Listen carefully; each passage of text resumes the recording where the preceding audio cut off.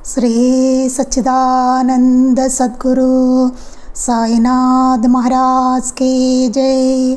श्री सच्चिदानंद सद्गुरु अलिवेलु मंगम्म सहित भरद्वाज महाराज की जय। श्री सच्चिदानंद सद्गुरु नामपल्ली बाबा महाराज की जय। जय साई मास्टर। ఈరోజు సత్సంగంలో మనం నేను దర్శించిన మహాత్ములు 3 శ్రీ ఆనందమాయి అమ్మ దివ్య చరిత్ర చదువుకుంటున్నాం. రచన పరమ పూజ్య ఆచార్య శ్రీ ఎక్కిరాల భరద్వాజ మాస్టర్ గారు. దీనిలో మనం 1వ అధ్యాయాన్ని చదువుకుంటున్నాం. క్రితటి సత్సంగంలో మనం ఏం చెప్పుకున్నామంటే, ఒకసారి ఏమైందంటే అమ్మ చాలా స్వల్పంగా తినడం అనేది చూసి బాయాజీ అనే అతను చాటుగా గోధుమ పిండి నెయ్యి పంపిస్తాడు. వాటిని అమ్మకి తెలియకుండా దాచి పూరీలు చేయమని చెప్తాడనమాట భక్తులతో. కానీ అలా పూరీలు చేసి పెట్టమంటాడు. కానీ 3వ రోజు కల్లా అమ్మ అతని సమక్షంలోనే అతను ఉండగానే సేవకులతో ఆశ్రమంలో ఉన్న పిండి అంతటితోనూ పూరీలు చేసి తీసుకురండి అని చెప్తారు. కొద్దిసేపట్లో సేవకులు 80 పూరీలు, మొత్తం పిండి ఎంత ఉందంటే 80 పూరీలు వచ్చేటంత పిండి చేసుకొచ్చి ఆమె వద్ద ఉంచుతారు. అమ్మ అవన్నీ తినేస్తారు. మొత్తం 80 తినేసి, పూరీలు ఇంకా ఉన్నా తినేసేదాన్నే, నేను తినడం అంటూ మొదలు పెడితే మీరెంత శ్రీమంతులైనా నేను తిన్నంత పెట్టలేరు, ఇలాంటి ఏర్పాట్లు ఎన్నడూ చేయకండి అన్నట్టు చెప్పారు. అతను బుద్ధి వచ్చేలాగా అతని ముందే చెప్పారనమాట. అమ్మ ఏదో స్వల్పంగా తింటున్నారు కదా అని పంపించాడు. కానీ అమ్మకి అది ఇష్టం లేదు. ఆవిడ తెలుసు కదా ఏం చేయాలో.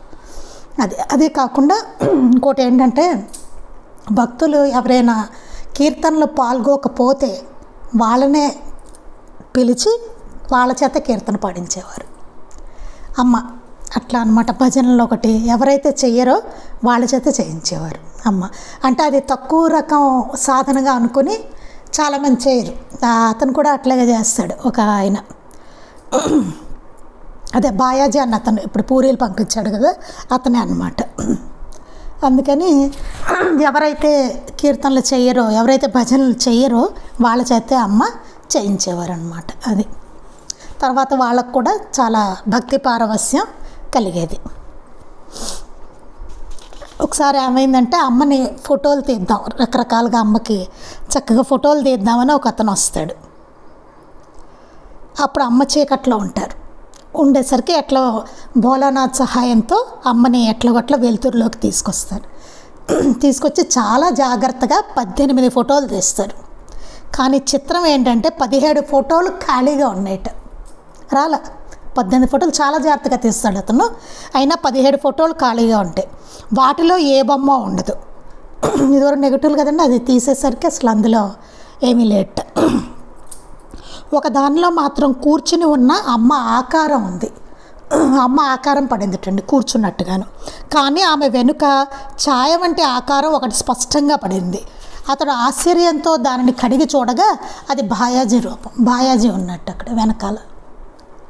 ఇదేం విచిత్రమో చూడండి. అమ్మని ఫోటో తీద్దామంటే వెనకాల బాయాజీ పడ్డాడు. నిజానికి ఆ ఫోటో తీసినప్పుడు బాయాజీ వేరే ఎక్కడో ఉన్నాడు, అక్కడ లేడు అతను ఫోటోలో పడ్డానికి. పోనీ వెనకాల ఉంటే పడ్డాడు అనుకోవచ్చు, ఫోటోలో ఉన్నాడు అనుకోవచ్చు, కానీ ఏది లేడు. అయినా సరే బాయాజీ రూపం వెనకాల ఉందట. అందుకని అడిగారట, ఏంటమ్మా ఇది అని అడిగితే వాళ్ళు చెప్పారట, భోలానాథ్ మరియు బాయాజీ నన్ను గదిలో నుండి వెలుగులోనికి తీసుకుని వస్తున్నప్పుడు నా దేహం ఎట్టి ఆకృతి లేక కేవలం కాంతిపుంజంగా ఉన్నట్లు నాకు అనిపించింది. ఎప్పుడైతే ఆవిడని తీసుకొస్తున్నారో ఆ టైంలో ఆవిడకి ఏమనిపించింట, దేహంలో అనిపించలేట, ఒక కాంతిపుంజంలా అనిపించిందిట. అందుకే మొదట 17 ఫోటోలు కాంతిపుంజంగా ఉన్నట్లు అనిపించడం వల్ల ఆవిడకి మొదట 17 ఫోటోలు ఖాళీగా వచ్చేయటండి. అందుకని అందులో ఏ ఆకృతి రాలేదు. తరువాత క్రమంగా ఆ వెలుగు తగ్గుతూ వచ్చి నా ఎదుట అర్ధచంద్రాకృతిలో ఉన్నట్టు అనుభవం అవుతున్నది. తర్వాత ఏమైంది, అమ్మగారికి ఆ వెలుగు తగ్గుతూ వచ్చి ఆమె ఎదుట అర్ధచంద్రాకృతి ఉన్నట్టుగా అనుభవం అయింట. అందుకని ఆ ఫోటోలో ఆవిడ నుదుటి మీద కూడా అర్ధచంద్రాకృతిలో పడిందనమాట అండి. అది అమ్మ నుదుటి మీద. దాని తోడు బాయాజీ నా వెనుకనే నిల్చున్నట్టు నాకు భావన కలుగుతూ ఉన్నది. ఆ టైంలో అమ్మకి ఏమనిపిస్తుంట, బాయాజీ అనే భక్తుడు ఆమె వెనకాల ఉన్నట్టుగా ఆవిడకి భావన వచ్చింట. అంటే అమ్మ భావాలను బట్టి ఫోటోలో బొమ్మలు వచ్చాయన్నమాట. అమ్మ భావాన్ని బట్టే వచ్చాయి అంతే తప్ప అమ్మ ఎలా ఉంటే అట్లా రాల ఫోటోలు. ఎంత విచిత్రంగా ఉంటో ఆలోచిస్తే చూడండి. భావాన్ని బట్టి ఎదుటివాడు తీస్తున్న ఫోటోలు వచ్చేట, అమ్మ భావాన్ని బట్టి. అంటే కంట్రోల్ ఎవరి చేతిలో ఉంది? అమ్మ చేతిలో ఉంది. ఎంత విచిత్రం. మనకి మన ఫోటోలు తీస్తే మనమే వస్తాయి, ఆ ఫోటో దానికి కంట్రోల్లో ఉంటుంది మంది కదా. కానీ ఎంత విచిత్రమో చూడండి అక్కడ. అది అందుకని అమ్మకి ఏ క్షణంలో ఎలాంటి భావాలు కలుగుతుందో కూడా ఎవ్వరూ పోయేవాళ్ళట. అందుకని కారణం ఏంటంటే అమ్మ ఎప్పుడు ఎవరిని ఇలా చెయ్యమని కానీ ఒత్తిడి చేయడం కానీ ఇలా చెయ్యవద్దని అనడం కానీ ఉండేది కాదు. ఎవరు ఎలా చేస్తే అట్లా చేయించుకునేవారు అమ్మ. అందువలన ఆవిడకి సేవ చేయడం కూడా చాలా కష్టంగా ఉండేది అన్నమాట. తర్వాత ఒకసారి అమ్మని ఒక భక్తుడు ఇంటికి తీసుకెళ్ళాట. ఇంటికి తీసుకువెళ్ళాక వారు చేసిన ఏర్పాట్లు ఆమె కొంత బాధను కలిగిస్తున్నా సరే ఆమె ఎన్నడూ పెదవి విప్పి చెప్పేవారు కాదు. ఆవిడ బాధగా ఉండేవి కొన్ని ఏర్పాట్లు. అంటే వాళ్ళకి నచ్చని ఉంటాయి కదా మహాత్ములు కొన్ని వాటికి చాలా బాధగా ఉన్నా సరే ఆవిడ అమ్మ ఎప్పుడు నోరు విప్పి చెప్పేవారు కట్ట. తమ చెంతనున్న సేవకులు తగు రీతిని ఏర్పాట్లు చేస్తామన్న ఒక పట్టాన్న ఆమె అంగీకరించేవారు కాదు. మన ఏర్పాట్లు ఏమన్నా వీళ్ళు చేస్తారా భక్తులు అంటే దాన్ని ఒప్పుకునేవాళ్ళు కాదు అమ్మ. అట్లా ఉండేదన్నమాట. వారి శక్తి వంచన లేకుండా సాధ్యమైనంత ఉత్తమమైన రీతిన ఏర్పాట్లు చేసుకుంటారు. కానీ వారి తల్లి వాటిని ఇష్టపడనంతటి పల్లెటూరు బయటని పాపం వాళ్ళకేమి తెలుసు. అమ్మ అన్నీ ఇష్టపడతారా అంటే ఇష్టపడరు. వాళ్ళకి కొన్ని ఇష్టాలు ఉంటాయి, కొన్ని ఇష్టాలు ఉండవు. ఇష్టం అంటే ఏముంటుంది? భక్తి ఉంటేనే ఇష్టం ఉంటుంది వాళ్ళకి. అయితే మిగతా ఏర్పాట్లు ఏమి ఇష్టం చాలా వైభవంగా చేసామండి అంటే వాళ్ళకి నచ్చుతుందా? నచ్చదు కదా. భక్తి ఉండాలి, అది ప్రధానం. బాబా దగ్గరండి ఆయన చాలా ఒప్పుకునేవాళ్ళు కాదు. బాబా తీసిపడేసేవాళ్ళు పక్కన. ఏమైనా సమర్పించినా ఆయన అసలు వాటిని వాడకపోవడం అనేది ఉండేది. ఆయన అంగీకరించేవారు కాదు. ఆమె సాటివారి భావాలను గుర్తించి అనుసరించడం చూచిన ఒక భక్తుడు ఆమెను, అమ్మ మీకెప్పుడు ఇతరుల ఆలోచనలు తెలుస్తూనే ఉంటాయా అని అడిగాడు. ఎప్పుడూ తెలుస్తూ ఉండవు. ఏ సమయంలోనైనా నా ధ్యాస ఏ విషయాలపై ఉంటుందో దానికి సంబంధించినందుకు మాత్రమే నాకు అన్నీ తెలుస్తుంటాయి. దృష్టి పెడితే ఆ విషయం మీద అప్పుడు దానికి సంబంధించినంతవరకే నాకు తెలుస్తాయి, కానీ అన్నీ తెలియడం అనేది ఉండదు అని చెప్పేవారట అమ్మ. పుస్తకంలో పుటలు చదివేటప్పుడు మన దృష్టి విడివిడిగా అక్షరాలపై నిలవక పదాలను వాక్యాలను అంతకంటే కూడా అందులోని భావంపై మాత్రమే నిలవడం వంటిదే ఇది కూడాను. అందులో ఏ భాగమైనా ఎప్పుడు జాగ్రత్తగా వివరంగా చదవదలిచినా చదవచ్చు కదా అన్నారు. ఈ దేని గురించి అంతవరకు మనం చదవాలంటే చదవచ్చు కదా దాంట్లో. అలాగే నాకు ఏ విషయం గురించి తెలుసుకోవాలని అనుకుంటానో ఎదుటి వాళ్ళ తెలియాలనుకుంటానో ఆ విషయాలు తెలుస్తాయి అని చెప్తున్నారనమాట.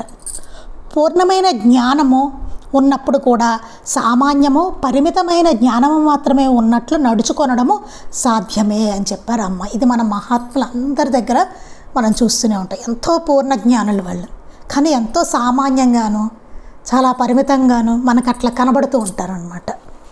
అది సాధ్యం అని చెప్తున్నారు. అలా ఉండడం సాధ్యమే. పూర్ణ జ్ఞానం ఉన్నవాళ్ళు కూడా అట్లా ఉండొచ్చు అని చెప్తున్నారు. అది అమ్మ ఇక్కడి నుంచి మనం చెప్పుకోవాలండి. అమ్మ మొట్టమొదటిసారిగా 1926 సంవత్సరంలో నవరాత్రులప్పుడు భక్తుల కోరికను అనుసరించి శాస్త్రోక్తంగా కాళీ పూజ చేశారు. 1926 సంవత్సరంలో మొట్టమొదటిసారిగా అండి అమ్మ నవరాత్రులప్పుడు భక్తులు కోరిన మీదట ఆవిడ శాస్త్రోక్తంగా కాళీ పూజ చేశారట. అలాంటి పూజ మరలా చూడాలని ఉన్నదని భక్తులందరూ భోలానాథ్తో చెప్పుకున్నారు. ఆ పూజ చాలా బాగుందన్నమాట. అందుకని అలాంటి పూజ మాకు మళ్ళీ చూడాలని ఉంది అని చెప్పేసి భోలానాథ్తో చెప్పుకున్నారట భక్తులు. ఆయన వచ్చి అమ్మను మరలా పూజ చేయమని కోరితే ఆమె ఇక నుండి ఫలానా చేయమని నన్ను ఎన్నడూ కోరవద్దు, ఇప్పుడు ఆ రీతిని ఏమీ చేయలేకున్నాను అన్నారట. అప్పుడు భోలానాథ్ గారు వచ్చి భక్తులందరూ మిమ్మల్ని మళ్ళీ ఒకసారి పూజ చేయమని అడుగుతున్నారు అని అడిగారట. అడిగితే ఆవిడ అన్నారట, ఇక నుండి ఫలానాది చేయమని నన్ను ఎప్పుడు అడగద్దు, అసలు కోరద్దు. అప్పుడు ఆ రీతిని ఇప్పుడు ఆ రీతిని ఏమీ చేయలేకున్నాను నేను, ఇప్పుడు నేను చేయలేను ఆ రీతిలో, నన్ను అడగద్దు అని చెప్పారట. అంతటితో అందరూ అట్టి ఆలోచన మానుకున్నారు. అంతటితో ఆలోచన వాళ్ళు మానుకున్నారు. అంతే, ఒకసారి ఆడు చేయాలనిపించింది చేశారు అంతే, మళ్ళీ అడిగితే చేస్తారు. అది ఆ సంవత్సరము బజారులో అమ్మకానికి వచ్చిన కాళీమాత మట్టి విగ్రహాలన్నీ అమ్ముడుపోయి ఒక్కటి మాత్రమే మిగిలిపోయింది. అప్పుడు నవరాత్రులు అప్పుడు కాళీ విగ్రహాలు అమ్ముతారు కదండి అమ్మవారివి, ఆ విగ్రహాలన్నీ అమ్ముడుపోయాయట. అప్పుడు బజార్లో అమ్ముడిపోయి ఒక్కటే మిగిలిపోయిందట. అది అన్నిటిలా నల్లగా ఉండక ముదురు నీలిరంగుగా ఉన్నది. అది అన్నీ నల్లగా ఉంటాయటండి విగ్రహాలు, కానీ అమ్మవారివి, కానీ అది ముదురు నీల రంగులో ఉందట. పూజకు దానిని తీసుకురాగానే అంతకుముందే అమ్మకు సరిగ్గా అట్టి రంగు గల ఖాళీ రూపమే మనసులో మెదిలినట్టు చెప్పిందని సేవకులు అన్నారు. అప్పుడు సేవకులు అన్నారట, ఆ విగ్రహం తీసుకురాగానే ఇప్పుడే అమ్మ తీసుకురాగానే చెప్పారట, ఇప్పుడే అమ్మ అన్నారు నీలిరంగులో ఉన్న ముదురు నీలిరంగులో ఉన్న ఒక విగ్రహం నాకు కనిపిస్తుంది అని చెప్పారు. దాని గురించి మనసులో మెదులుతోందని సేవకులు మాతో అన్నారు అమ్మ అని అక్కడ సేవకులు చెప్పారట. పురాణ కథల ప్రకారం కాళికాదేవి రాజకుమార్తెగా జన్మించినప్పటికీ పరమ వైరాగ్యమూర్తి అయిన శివుణ్ణి వివాహమాడి కైలాసాన్ని కూడా రాజవైభవంతో నింపివేసింది. పురాణ కథల ప్రకారం ఏంటంటే కాళికాదేవి రాజకుమార్తెగా ఆవిడ జన్మించింట. పరమ వైరాగ్యమూర్తి అయిన శివుణ్ణి వివాహమాడి, అంటే పార్వతీదేవి శివుణ్ణి వివాహం చేసుకుని కైలాసాన్ని కూడా రాజవైభవాలతో నింపింది ఆవిడ. ఆమె సంవత్సరానికి 3 రోజులు తన పుట్టిల్లైన భూమి మీదకు వస్తుందని చెప్తారు. సంవత్సరానికి 3 రోజులు ఆవిడ పుట్టిల్లు భూమి మీదకి ఆవిడ వస్తూ ఉంటుంట. ఆ 3 రోజులు బెంగాల్ రాష్ట్రం అంతా ఆమెను పూజిస్తారు. బెంగాల్లో ఉన్న సాంప్రదాయం చెప్తున్నారనమాట. ఆ 3 రోజులుట ఆవిడ భూమి మీదకి వస్తుంది కాబట్టి ఆ 3 రోజులు ఆవిడ రాకను బెంగాల్ రాష్ట్రం అంతా పూజిస్తారట. ఆమె యొక్క సౌమ్య రూపమే దుర్గ. ఆ సౌమ్యంగా ఉన్న రూపాన్ని, చక్క సౌమ్యంగా ఉంటుంది కదండి అమ్మ, ఆ రూపాన్ని దుర్గ అంటారట. తీవ్ర రూపమే కాళి. కాళికాదేవి అంటే కొంచెం తీవ్రంగా చూడడానికి భయం గొలుపుతూ ఆవిడ రౌద్రంగా అట్లా కనబడతారు కదా, ఆ రూపాన్నే కాళి అంటారు అని చెప్తున్నారు. ఎడమవైపున పై చేతిలో ఖడ్గము, కుడి చేతిలో కపాలము అంటే పుర్రె, కుడివైపునున్న పై చేతిలో అభయముద్ర, క్రింది చేతిలో వరద ముద్ర ధరించి దుష్టులను సంహరించే ఆవేశంలో చూడక నేలపై శయనించి ఉన్న శివునిపై కాలు వేసి ఆ పొరపాటుకు నాలుక కరుచుకున్న రూపంలోనే కాళికాదేవిని పూజిస్తారు. దీని గురించి నాకు అంత క్లారిటీ లేదండి, నేను కూడా కనుక్కొని మళ్ళీ అసలు ఏంటి స్టోరీ అన్నది కనుక్కొని చెప్తానండి నేను.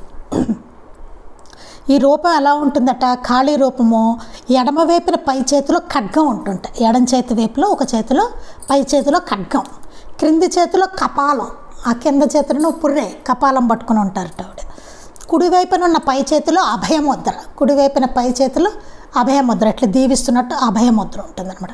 కింది చేతిలో వరద ముద్ర, కింది చేతిలో వరద ముద్ర అంటే ఇలా తిప్పి ఉంటే వరద ముద్ర అనమాట. అభయముద్ర పైకి ఉంటుంది, ఇదేమో వరద ముద్ర అంటే కిందకు ధరించి దుష్టులను సంహరించే ఆవేశంలో చూడక నేలపై శయనించి ఉన్న శివునిపై కాలు వేసి ఈ దుష్టులని సంహరించే ఆవేశంతో ఆవిడ ఉన్నారట. కాళికాదేవి ఉండి ఆవిడ చూడలేట, నేల మీద శివుడు పడుకుని ఉన్నారట. ఉంటే ఆవిడ అంటే కాళికాకి ఆ రూపం ఎట్లా అన్నదాన్ని చెప్తున్నారనమాట, ఎలా వచ్చింది. సంహరించే ఆవేశంలో ఆవిడ గబుక్కుని చూసుకోక పొరపాటుగా నేలపై శయనించిన శివునిపై కాలు వేసింది. నేల మీద పడుకున్న శివుడి మీద ఆవిడ పొరపాటుగా కాలు వేశారట. ఆ పొరపాటుకు నాలుక కరుచుకుంటున్న రూపంలోనే కాళికాదేవిని పూజిస్తారు. ఆ పొరపాటుకి ఆవిడ నాలుక కరుచుకున్నారటండి. నాలుక బయటకు ఉంటుంది కదా కాళికాదేవికి, అదనమాట. ఎందుకు బయటకి ఎలా నాలుక ఉందంటే అదనమాట.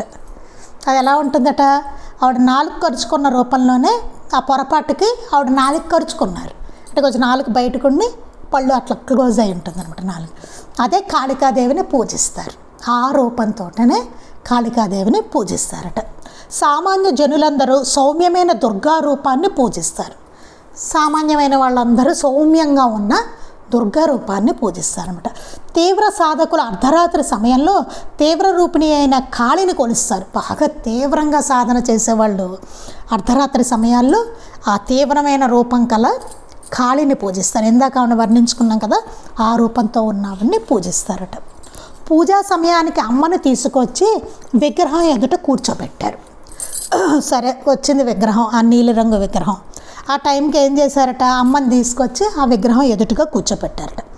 భావ సమాధిలో ఉన్న ఆమె వెంటనే తన ఎడమ చేతితో యోగక్రియలు చేయని ఆరంభిస్తూ అకస్మాత్తుగా లేచి నిలబడి భోలానాథ్తో, నా స్థానంలో నేనే కూర్చుంటాను, నీవు పూజ చేసుకోవచ్చు అని చెప్పి ఆ విగ్రహం పక్కనే కూర్చున్నారు. అమ్మ అప్పుడు ఎలా ఉన్నారట, భావ సమాధిలో ఉన్నారట. వాళ్ళు తీసుకొచ్చి కూర్చోబెట్టినప్పుడు అమ్మ ఉన్న ఆవిడ ఏం చేశారట, వెంటనే ఎడమ చేత్తో యోగక్రియలు చేయడం ప్రారంభించారట. అకస్మాత్తుగా లేచి నిలబడ్డారట. సడన్గా నిలబడి భోలానాథ్తో అన్నారట, నా స్థానంలో నేనే కూర్చుంటాను, నువ్వు పూజ చేసుకోవచ్చు అని చెప్పి ఆ విగ్రహం పక్కనే కూర్చున్నారు. అంటే ఆవిడ స్థానం ఏంటండి, నా స్థానంలో నేనే కూర్చుంటానంటే ఆ అమ్మే ఈ ఆనందమయ్య అమ్మ అనమాట. భక్తులందరూ ఏ దుర్గాదేవికి, ఏ కాళికాదేవికి ఎవరికైతే పూజిస్తున్నారో ఆవిడే ఈవిడనమాట. అది ఆ విగ్రహం పక్కనే కూర్చున్నాను. భోలానాథ్ మంత్రాలు చదువుతూ పువ్వులతో అమ్మనే పూజించారు. భోలానాథ్ ఏం చేశారట, మంత్రాలు చదువుతున్నారట. చదువుతూ పువ్వులతో ఆనందమయ్య అమ్మని పూజించారట. ఆ దేశాచారాన్ని అనుసరించి జంతు బలి ఇవ్వడానికి అమ్మ అంగీకరించలేదు. ఆ బెంగాల్ రాష్ట్రంలో ఏంటంటే జంతు బలి ఇస్తారటండి ఆ టైంలో, కానీ అమ్మ దానికి ఒప్పుకోలేదట. పూజ ముగింపున చేయవలసిన పూర్ణాహుతి కూడా జరిపించక అగ్నిని కూడా భద్రపరిచారు. పూర్ణాహుతి చేస్తారట పూజ అయిన తర్వాత. అది ఆ అగ్నిని కూడా వాళ్ళు అది చేయకుండా అగ్నిని భద్రపరిచారట. పూజ అయ్యాక సామాన్యంగా మట్టి విగ్రహాన్ని నిమజ్జనం చేస్తారు. కానీ భక్తులందరూ ఆ విగ్రహం జీవకళతో ఉన్నదని, కనుక దానిని నిమజ్జనం చేయడం బాధగా ఉన్నదని చెప్పగా అమ్మ దాన్ని మరొక గదిలో పెట్టించారు. పూజ అయ్యాక ఏం చేస్తారండి, మన విగ్రహాలను నిమజ్జనం చేస్తాం కదా, అలాగే ఆ విగ్రహాన్ని నిమజ్జనం చేస్తారు. కానీ భక్తులందరూ ఆ విగ్రహాన్ని చూసి ఎంత జీవకళతో ఉందో ఆ విగ్రహం, పైగా అమ్మ పక్కన పెట్టారు కదా ఆ విగ్రహాన్ని, చాలా జీవకళతో ఉంది విగ్రహం అమ్మ, అందుకని మాకు నిమజ్జనం చేయాలంటే మాకు బాధగా ఉందని చెప్పారట. అమ్మ ఏం చేశారట, సరే అని చెప్పి దానిని మరొక గదిలో పెట్టించారట. చేయక్కర్లేదని ఇంకొక గదిలో పెట్టించారు. నాటి రాత్రి పెద్ద గాలివాన వచ్చి పూజ గది తలుపు విరిగి అంతకుముందు విగ్రహం ఉన్న చోట పడింది. ఆ రోజు రాత్రి ఏమైందిట, పెద్ద గాలివాన వచ్చి ఏమైంది, పూజ గది తలుపు విరిగిపోయి అంతకుముందు విగ్రహం పెట్టారు కదా అక్కడ పడింట. తరువాత పూజకు వచ్చిన ఇద్దరు భక్తులకు దివ్య స్వప్నం వచ్చిందని చెప్పి వారు కూడా పూజ ఏర్పాట్లు చేసుకున్నారు. తర్వాత పూజకు వచ్చిన ఇద్దరు భక్తులు కూడా ఏంటండి, మాకు దివ్యమైన స్వప్నం వచ్చిందని చెప్పి వాళ్ళు కూడా పూజకన్నీ ఏర్పాట్లు చేసుకున్నారట, పూజ చేద్దామని. వాళ్ళు మాత్రం చివరిలో బలి ఇవ్వడానికి మేకను కూడా తెచ్చుకున్నారు. వాళ్ళు మాత్రం బలి ఇవ్వడానికి వాళ్ళ ఆచారం ప్రకారం మేకను తెచ్చుకున్నారట. కానీ సమయానికి అమ్మ ప్రత్యామ్నాయంగా దాని మెడపై చేయి ఉంచి దానిని విడిచిపెట్టించారు. కానీ అమ్మ ఏం చేశారట, దాని మెడ మీద చేయి పెట్టేసి విడిపించేశారట, చంపద్దని. అటు తర్వాత ఆ మేక ఎప్పుడు అమ్మ వెంటనే తిరుగుతూ ఆమె కాళ్ళ వద్దనే పడుకొనసాగింది. అప్పుడు ఆ మేక ఏం చేసిందిట, అమ్మ వెనకాలే తిరుగుతూ ఇక్కడే ఉండిపోయింది అమ్మతోటి. అది ఉండిపోయి అమ్మ కాళ్ళ దగ్గర పడుకునేదట, అమ్మ వెనకాల తిరుగుతూ ఆ మేక. జంతు బలి విషయమే అమ్మ ఆ భక్తుల దృష్టిని సంస్కరించారు. జంతు బలి విషయంలో అమ్మ వాళ్ళ దృష్టిని సంస్కరించారు, అంటే చంపకుండా అలా జంతు బలి ఇవ్వకూడదు అని ఆవిడ వాళ్ళని సంస్కరించారు. అప్పటి వరకు వాళ్ళ ఆచారం అనుకుంటూ జంతు బలిలు ఇస్తున్నారనమాట. అలాంటి జీవహింస చేయకూడదని చెప్పి ఆవిడ సంస్కరించారు. తరువాత అమ్మ మీర్జాపూర్లో బాయాజీని విడిచిపెట్టి రాజస్థాన్కు బయలుదేరారు. తర్వాత అమ్మ మీర్జాపూర్లో బాయాజీని అక్కడ పెట్టి రాజస్థాన్కి బయలుదేరాడు. అతనికి వీడ్కోలు చెప్తూ, నీవు తిరిగి వెళ్ళేటప్పుడు చునార్ గ్రామ సమీపంలోని కొండ వద్ద మందార పూల మాల కనిపిస్తుందేమో చూడు అన్నారు. వెళ్ళేటప్పుడు చెప్పారట, నువ్వు వెళ్ళేటప్పుడు చునార్ గ్రామం సమీపంలో కొండ దగ్గర మందార పూలతో మాల కనిపిస్తుందేమో చూడు అన్నారట. కానీ ఆ ప్రాంతంలో ఎక్కడ మందార చెట్లు లేవు. అమ్మలా అన్నారు కానీ అక్కడెక్కడ మందార చెట్లు అయితే ఉండవట, ఆ ఉండే ప్రాంతం కాదు అది.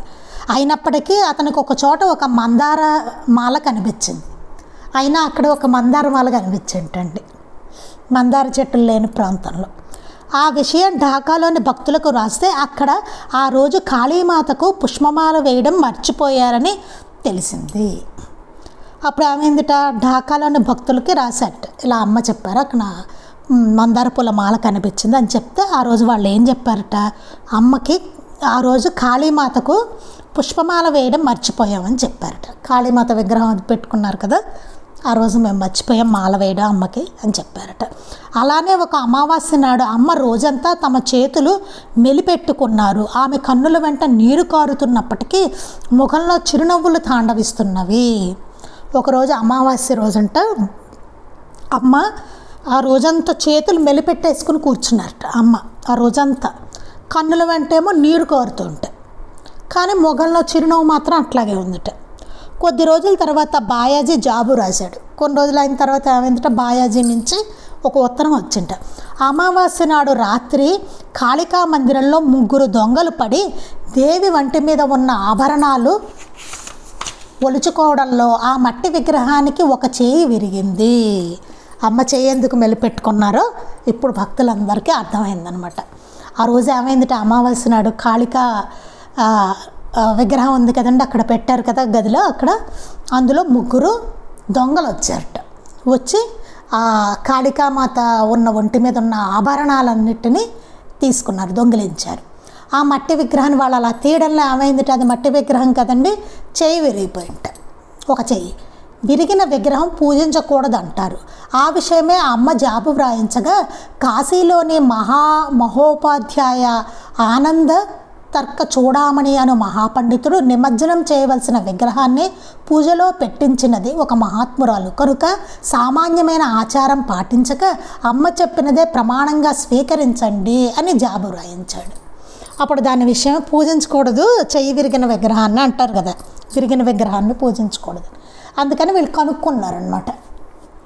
చాలా గొప్ప ఆయన్ని ఒక మహాపండితుడు ఆయన్ని అడిగారట, ఏంటి ఇప్పుడు మేము ఏం చేయాలి, పూజించాలా వద్దా, ఆ విరిగిపోయిన విగ్రహాన్ని, చేయకూడదు అంటారు కదా పూజ విరిగిన విగ్రహానికి అని చెప్పి అడిగారట. అడిగితే ఆయన ఏం చెప్పారట, నిమజ్జనం చేయవలసిన విగ్రహాన్ని పూజలో పెట్టించినది ఒక మహాత్మురాలు. నిమజ్జనం చేయాలి మామూలుగా విగ్రహాన్ని, కానీ దాన్ని పూజలో పెట్టించిన ఆవిడ గొప్ప మహాత్మురాలు, ఆనందమయ్యమ్మ అనే గొప్ప మహాత్మురాలు పెట్టించారు. కనుక సామాన్యమైన ఆచారం పాటించక ఏదైతే ఆచారం జరుగుతూ ఉంటుందో సామాన్యంగా మనం చేస్తూ ఉంటామో అట్టి ఆచారాన్ని పాటించక్కర్లేదు, ఎందుకంటే ఆ విగ్రహాన్ని పెట్టించింది మహాత్మురాలు కాబట్టి. అమ్మ చెప్పినదే ప్రమాణంగా స్వీకరించండి.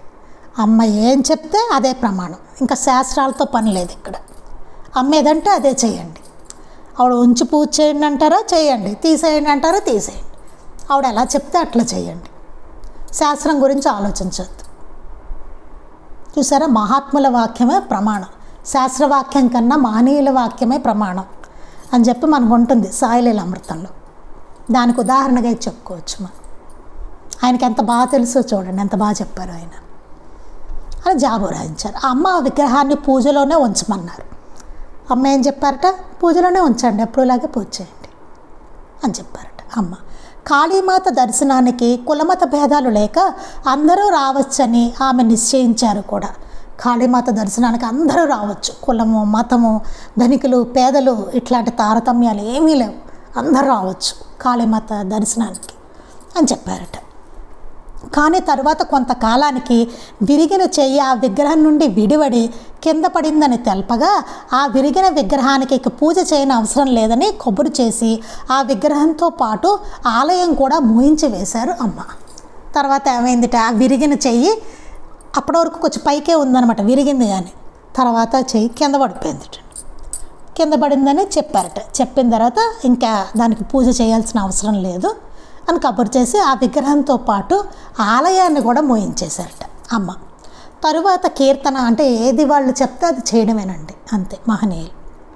తరువాత కీర్తన సత్సంగము జరగడానికి అమ్మకు ప్రత్యేకమైన ఆశ్రమం ఒకటి ఉండాలని భక్తులు సూచించగా అమ్మ ఈ ప్రపంచమంతా ఆశ్రమమే, అందుకు గాను ఒక ప్రత్యేక స్థానం ఎందుకు? అయినా మీకు కావాలనిపిస్తే రామ్నాలో శిథిలమైన శివాలయం గల స్థలాన్ని సేకరించండి.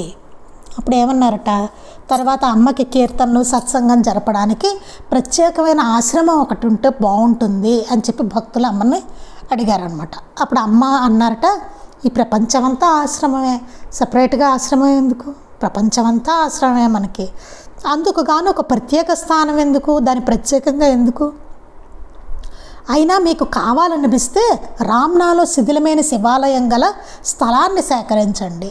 సరే, మీకు కావాలనిపిస్తుంది కాబట్టి అమ్మకైతే అక్కర్లేదు ఓ ప్రత్యేకమైన స్థలం, మనకు కావాలి కదండి చేసుకోవడానికి భజనలు సత్సంగం ఇవన్నీను.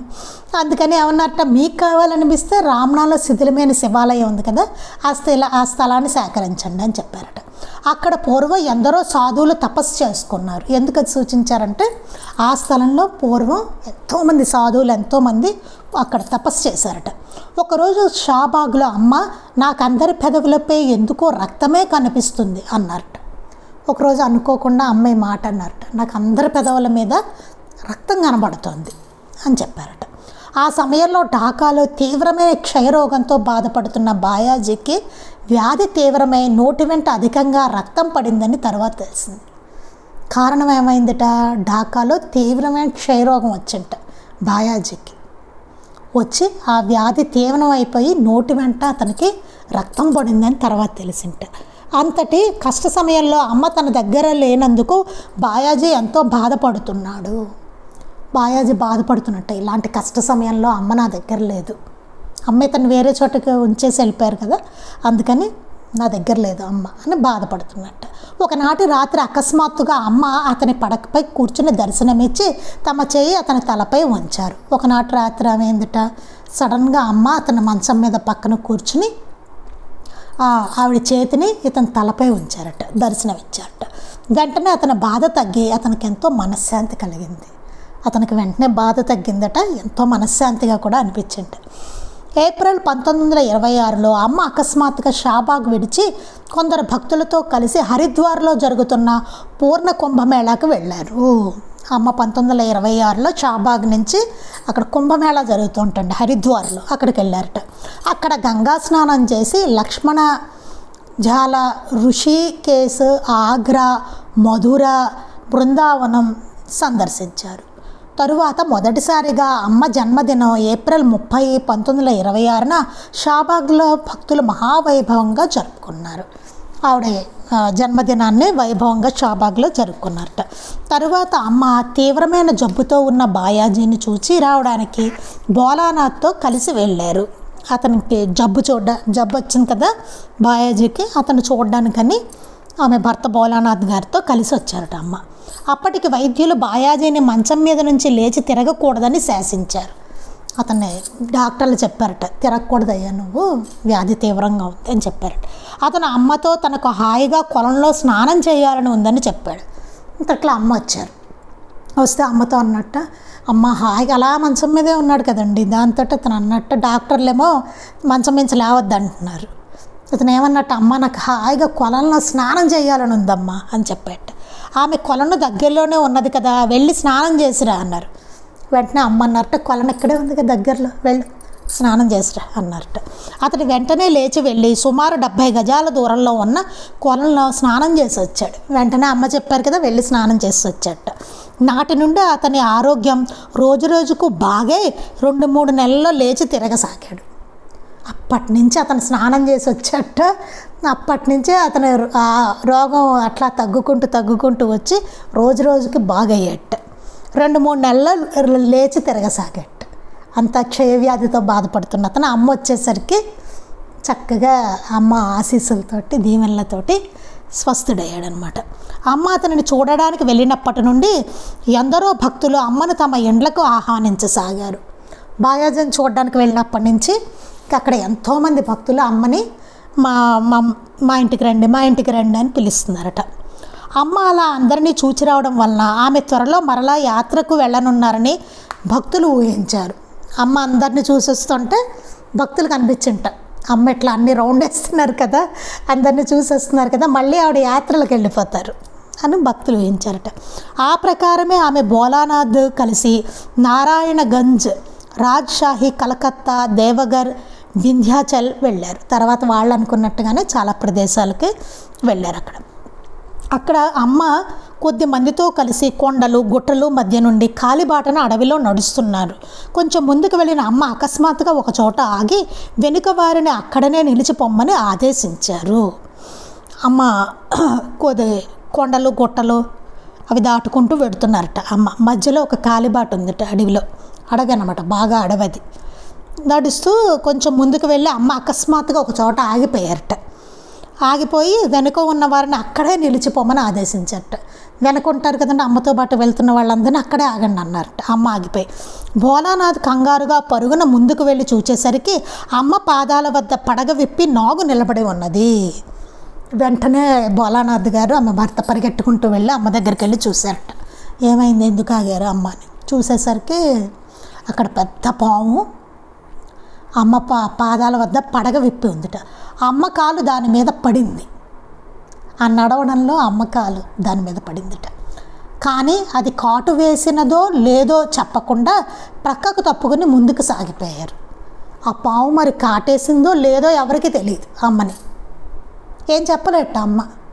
ఆవిడ పక్కకు తప్పుకుని వెళ్ళిపోయారట. ఆమె చెంతనున్న బృందంలో ఒక పిల్లవాడు, అమ్మ ఈ వయసులో నా సోదరునికి సర్పగండం ఉన్నదని జ్యోతిష్కులు రాశారు. చూడండి, అసలు విషయాలన్నీ తర్వాత బయటపడుతూ ఉంటాయి, ఎవరో ఒకరు చెప్తూ ఉంటారు. అప్పుడు ఏమైందిట, ఒక పిల్లవాడు ఆ వెనకాల చెంత చాలామంది వస్తున్నారు కదా, అందులో నుంచి ఒక పిల్లవాడు వచ్చాట అమ్మ దగ్గరికి వచ్చి, అమ్మ ఈ వయస్సులో నా సోదరునికి సర్పగండం ఉందని జ్యోతిష్యులు రాశారు. ఈ వయసులో నా సోదరుడికి ఒక సర్పగండం ఉందని చెప్పి జ్యోతిష్యులు చెప్పారమ్మా. ఆ పాము కాటును మీ పైకి తీసుకొని మా అన్నను రక్షించారు కదా అన్నారట. ఆ పిల్లాడు అన్నట్ట, ఆ పాము కాటును మీరు తీసుకుని నా సోదరుని మీరు రక్షించారు అన్నట్ట. అమ్మ ఏమీ మాట్లాడకుండా తిరిగి కుటీరం చేరుకు. అమ్మ ఏం మాట్లాడలేట, ఏం చెప్పలేదు అమ్మ. ఆవిడ మీదకి తీసుకున్నారనమాట. ఎవరో ఈ పిల్లవాడి సోదరుడు, ఎవరో ఈ పిల్లాడు కూడా కాదండి, ఈ పిల్లవాడి సోదరుడికి సర్పగండం ఉందిట. అప్పుడు ఆ వయసులో అతన్ని రక్షించారు. దాన్ని ఈవిడ తీసుకున్నారు, అమ్మ తీసుకున్నారు ఆ గండాన్ని. అంటే ఆ పాము కాటు వేసింది అమ్మని, ఆవిడ తీసేసుకున్నారు. దాన్ని తీసుకుని ఆ పిల్లవాడిని రక్షించారనమాట. చెప్పాడు ఆ పిల్లవాడు వచ్చి చెప్తే, కానీ అమ్మ ఏం మాట్లాడలేదు. చూడండి ఎంత సామాన్యంగా ఉంటారు, వారు చేసినట్టు కూడా ఏం తెలియదు. అసలు అలా మన జీవితాల్లో ఎన్నో అవుతూ ఉంటాయండి. మహాత్ములు చేసినట్టు కూడా మనకు తెలియదు ఆ లీల, మరి చెప్పరు కూడా, అలా జరిగిపోతూ ఉంటాయి. అంతా మన గొప్పతనమే అని మనం అనుకుంటూ ఉంటాం. ఎన్ని తప్పించి ఉంటారో మనకి కదా. ఇవన్నీ గుర్తుపెట్టుకోవాలి. ఏదో కొన్ని ఒక్కొక్కసారి రియలైజ్ అవుతాం, అమ్మో బాబా దయ వల్ల తప్పింది, అయ్యి బాబా నాకు అట్లా వెళ్ళుంటే ఏమయ్యేదో అనుకుంటాం. ఎలా తప్పించారు, ఇవన్నీ ప్రతిదీ ఆలోచించుకోవాలి. ఎన్నో కొన్ని అయితే మనకు తెలియని కూడా తెలియవు, ఊహించనివి ఎన్నో ఉంటాయి. అలా ఎన్ని తప్పించి ఉంటారో మనకి. కానీ చెప్తారా ప్రతిసారి వచ్చి నేను నీకు తప్పించాను, చెప్పరు. ఎంతటి ప్రేమ, ఎంతటి కరుణ చూడండి కదా. నిర్హేతుకమైన ప్రేమ అంటారు దాన్నే. దానికే హేతు ఉండదు, కారణం ఉండదు ఆ ప్రేమకి. ఆ అమ్మాయి ఏమీ మాట్లాడకుండా తిరిగి కుటీరం చేరుకున్నారు. అప్పుడు చూస్తే ఆమె ఎడమ పాదం మీద పాము కాటేసిన గుర్తులు స్పష్టంగా ఉన్నాయి. పాము కాటేసింది అమ్మని. తర్వాత వచ్చాక చూశారట. చూస్తే అమ్మాయి ఎడమ పాదం మీద పాము కాటేసిన గుర్తులు స్పష్టంగా కనబడుతున్నాయట. అంటే ఆ పిల్లవాడి గండాన్ని అమ్మ తీసుకున్నారనమాట. అతనికి అది అనుభవించవలసి ఉన్నది, పాము కాటుని, అది అమ్మ తీసుకున్నారు. ఆ పిల్లాడైతే చనిపోతాడు కదా కాటేస్తే. అది అందుకని ఇట్లాంటివి ఎన్నో మన జీవితాల్లో ఎన్నో ఉంటాయి. అవి మనకి అసలు గుర్తించం, వారు తెలియనివ్వరు కూడా. మహనీయులు ఎంతో గుప్తంగా కూడా ఉంచుతారు. మేమే చేసాం అన్నట్టు చెప్పుకో. మనం చూడండి, ఏ చిన్న పని చేసినా, ఎవరికైనా చిన్న సహాయం చేసినా తెగ చెప్పుకుంటాం, మేం చేసాం అంటూ. వారు ఎన్ని చేయనివ్వండి, ఆఖరి ప్రాణాలు కూడా రక్షించినా సరే ఎక్కడా అసలు తెలియడం అనేది ఉండదు. అంటే మనం ఎంత కృతజ్ఞతతో ఉండాలో వారి పట్ల కదా. అది మిగిలింది మనం రేపు చెప్పుకుందాం. శ్రీ సచ్చిదానంద సద్గురు సాయినాథ్ మహారాజ్ కీ జై. శ్రీ సచ్చిదానంద సద్గురు అలివేలు మంగమ్మ సహిత భరద్వాజ మహారాజ్ కీ జై. శ్రీ సచ్చిదానంద సద్గురు నాంపల్లి బాబా మహారాజ్ కీ జై. గురుదేవ దత్త అవధూత చింతన. లోకా సమస్తాః సుఖినో భవంతు. లోకా సమస్తాః సుఖినో భవంతు. లోకా సమస్తాః సుఖినో భవంతు. జై సాయి మాస్టర్.